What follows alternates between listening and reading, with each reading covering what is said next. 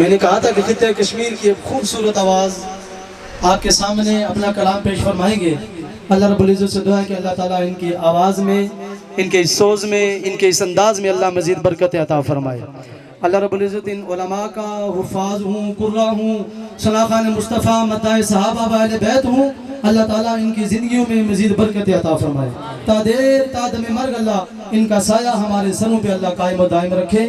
یہی لوگ ہیں جو صحیح رخ پہ، صحیح نہج پہ، صحیح ڈگر پہ، صحیح انداز پہ یقین جانیے اس امت کی رہنمائی فرما رہے ہیں۔ مفتی صاحب یہاں سٹیج پہ موجود ہیں، میں مزید وقت نہیں لوں گا، لیکن آپ کی اجازت سے ایک اہم بات اور ایک جملہ آپ حضرات کی گوش گزار کر دوں۔ اتنا بڑا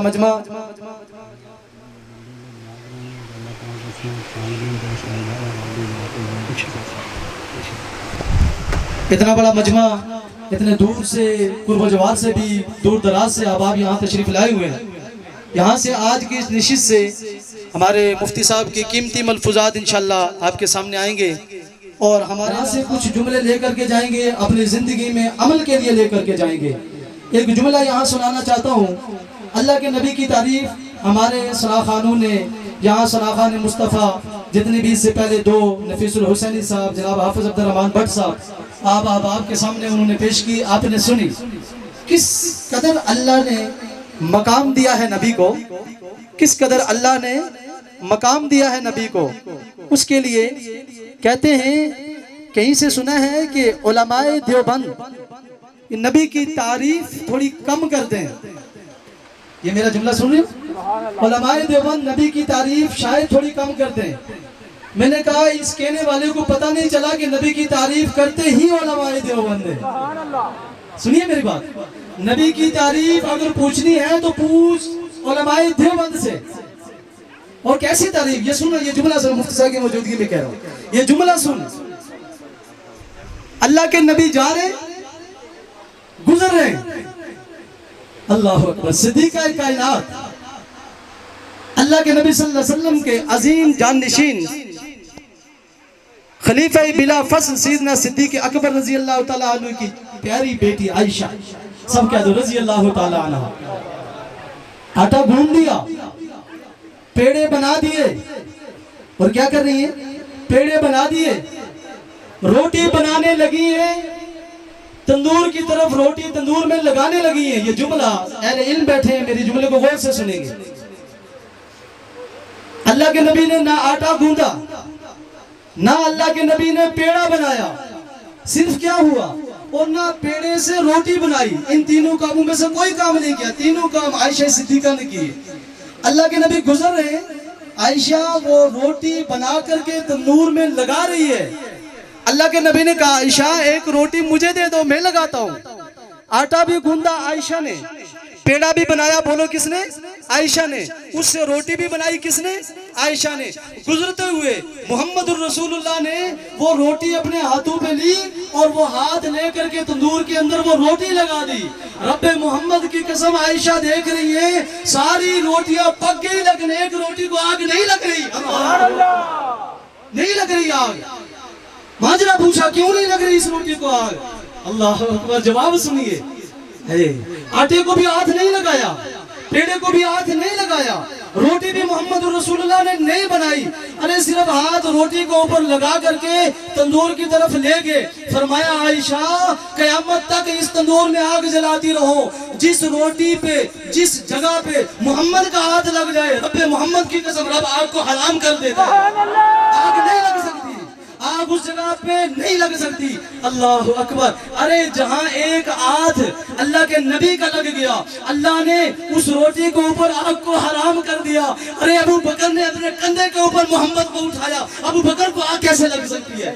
اللہ اکبر، عمر نے اپنا سب کچھ دین کے لیے دے دیا، عثمان نے اپنا سب کچھ دین کے لیے دے دیا، علی المرتضیٰ نے، طلحہ زبیر نے، امیر معاویہ نے اپنا سب کچھ لٹا دیا۔ بتاؤ یار وہاں آگ لگ سکتی ہے؟ اللہ اکبر، یہ عظیم لوگ ہیں، یہ عظیم صحابی تھے جنہوں نے دین کا بیڑا اٹھایا، اللہ کے نبی کی شریعت کو اٹھایا اور پوری دنیا کے اندر چھا گئے۔ ان کا نام لینے والے انشاءاللہ قیامت تک پوری دنیا کے اوپر چھاتے رہیں گے۔ اللہ رب العزت سے میں پھر دعا گو ہوں، اللہ تعالیٰ ان علماء کا سایہ ہمارے سروں پہ قائم و دائم رکھے۔ میں اپنے معزز مہمان کو دعوت دینے سے پہلے میں گزارش کروں گا، چونکہ آج کا یہ تعزیتی ریفرنس ہے اور جناب سید علی اکبر حسین شاہ صاحب مرحوم رحمۃ اللہ علیہ کی یاد میں آج یہ کانفرنس کا انعقاد کیا گیا۔ میں ان کے فرزند ارجمند سید مشتاق حسین شاہ صاحب سے گزارش کروں گا کہ وہ اسٹیج پہ آئیں اور تمام آنے والے علماء کرام اور بسم اللہ الرحمن الرحیم نحمدہ و نصلی علی رسول کریم اما بعد۔ میں سب سے پہلے تو تمام جتنے علماء کرام اور مفتیان یہاں پر آئے تشریف لائے ان کا شکر گزار ہوں۔ اس کے بعد عوام علاقہ اور جتنے دور دراز علاقوں سے مہمان یہاں تشریف لائے ان تمام کا شکریہ ادا کرتا ہوں۔ اور ایک اور بات میں زیادہ وقت نہیں کرتا جاؤں گا کہ اگر زندگی میں کبھی کسی موڑ پر میرے والد صاحب سے کسی سے کوئی گستاخی ہو گئی ہو یا اور کوئی معاملہ ہو گیا ہو، کسی کا دل آزاری ہوئی ہو، تو ان کی طرف سے میں معذرت کرتا ہوں۔ اور اگر کسی شخص کا کوئی لین دین کسی بھی جگہ کوئی معاملات ہو تو وہ مجھ سے رابطہ کر سکتے ہیں۔ تو اسی کے ساتھ اجازت، بہت شکریہ۔ علماء حفاظ قرہ کی طرف سے خصوصاً آج کی اس محفل کے انعقاد میں رکاوش کی کوشش کی قاری غلام مرتضیٰ صاحب جامع مسجد امام جامع مسجد سنگر، اس کے علاوہ قاری بلال صاحب، اس کے علاوہ قاری محمد ریاض صاحب، حافظ اظہر عظیم صاحب اور دیگر جتنے بھی احباب ہیں جنہوں نے اس پروگرام کے انعقاد میں جد و جہد کی کوشش کی۔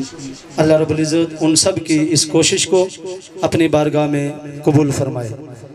اتنے عظیم علماء کرام اور ثناخان مصطفیٰ مداح صحابہ واہل بیت سے آپ کی ملاقات کا جو لوگ ذریعہ اور سبب بنے، اللہ رب العزت ان کی زندگیوں میں بھی اللہ مزید برکتیں عطا فرمائے۔ یہاں جتنے بھی احباب اس پروگرام میں تشریف لائے، قرب و جوار سے یا دور دراز سے، اللہ تعالیٰ سب کی آمد کو، سب کے آنے کو اللہ اپنی بارگاہ میں قبول فرمائے۔ بالخصوص میں دوبارہ تمام علماء کرام کی طرف سے، اہل علاقہ کی طرف سے، یہاں کی انتظامیہ کی طرف سے میں نہایت ہی ممنون و مشکور ہوں۔ میری مراد ہمارے آج کی اس پروگرام کے مہمان خصوصی جناب مفتی محمد نسیم چغتائی صاحب، صدر اہل سنت والجماعت جہلم ویلی، میں جناب کا نہایت ہی ممنون و مشکور ہوں کہ جناب نے ہمیں وقت دیا۔ اللہ رب العزت کی دعا میں، اللہ رب العزت کی بارگاہ میں دعا گو ہیں، اللہ تعالیٰ جناب کی علم و عمر میں اللہ برکت عطا فرمائے، تا دیر جناب کا سایہ ہمارے سروں پہ اللہ قائم و دائم رکھیں۔ میں جناب ہی سے ملتمس ہوں، گزارش کروں گا اسٹیج پہ آئیں اور اپنے نہایت ہی قیمتی